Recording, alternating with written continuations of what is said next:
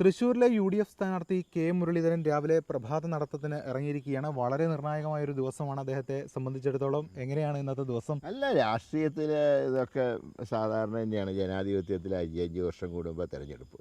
ഞാൻ അതിനെ ആ രീതിയിൽ മാത്രമേ കാണുന്നുള്ളൂ. പക്ഷേ UDFന് നല്ല ശുഭപ്രതീക്ഷയാണ് തൃശ്ശൂരിനെ സംബന്ധിച്ചുള്ളത്.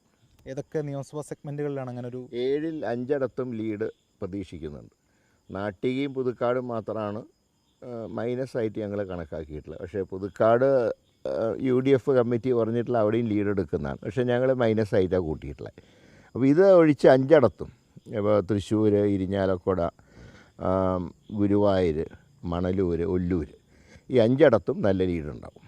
ഈ എങ്ങനെ BJP പ്രാവശ്യം അക്കൗണ്ട് തുറക്കുന്നൊക്കെ വലിയ പ്രചാരണമൊക്കെ നടത്തുന്നു? ഒരു കാരണവശാലും അവർ അക്കൗണ്ട് തുറക്കില്ല എന്നാണ് ഞങ്ങളുടെ ഒരു അസസ്മെൻറ്റ്. ഒരു കാരണവശാലും അതിൻ്റെ സാധ്യതയില്ല.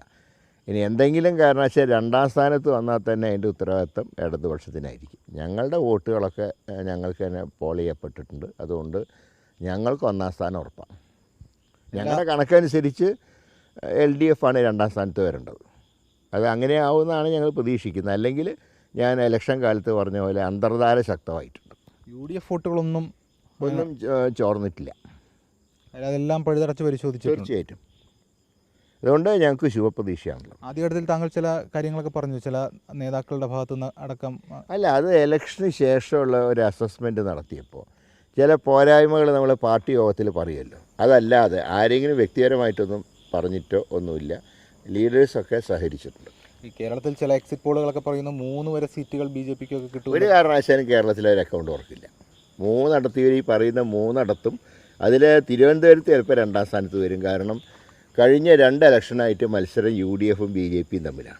ആ ഒരു ഇത് നോക്കുമ്പോൾ സ്വാഭാവികമായിട്ടും 2ാം സ്ഥാനം തിരുവനന്തപുരത്ത് BJPക്ക് കിട്ടും. പക്ഷേ 1ാം സ്ഥാനം UDFന് തന്നെയാണ്. ഇവിടെ 3ാം സ്ഥാനത്തേക്ക് പോകുന്നതാണ്. ഇവിടെ കണക്കനുസരിച്ച് 3ാം സ്ഥാനത്ത് പോകണം. ഇനി 2ാം സ്ഥാനത്ത് വന്നാൽ ഉത്തരവാദിത്വം ഞങ്ങൾക്കല്ല.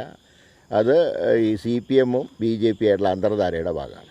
അപ്പോൾ താങ്കൾ പ്രതീക്ഷിക്കുന്ന 12 മണിയോടുകൂടി താങ്കൾ വിജയിക്കും എന്നുള്ള പൂർണ്ണ വിശ്വാസമുണ്ട്.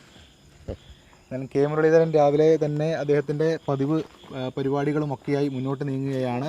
എന്തായാലും വലിയ പ്രതീക്ഷയാണ് കെ മുരളീധരൻ രാവിലെ തന്നെ അദ്ദേഹം വച്ചു പുലർത്തുന്നത്. ക്യാമറമാൻ ആൻ്റണി ഗ്രിഗറിക്കൊപ്പം S. രാഗിൻ, മാതൃഭൂമി ന്യൂസ്, തൃശ്ശൂർ.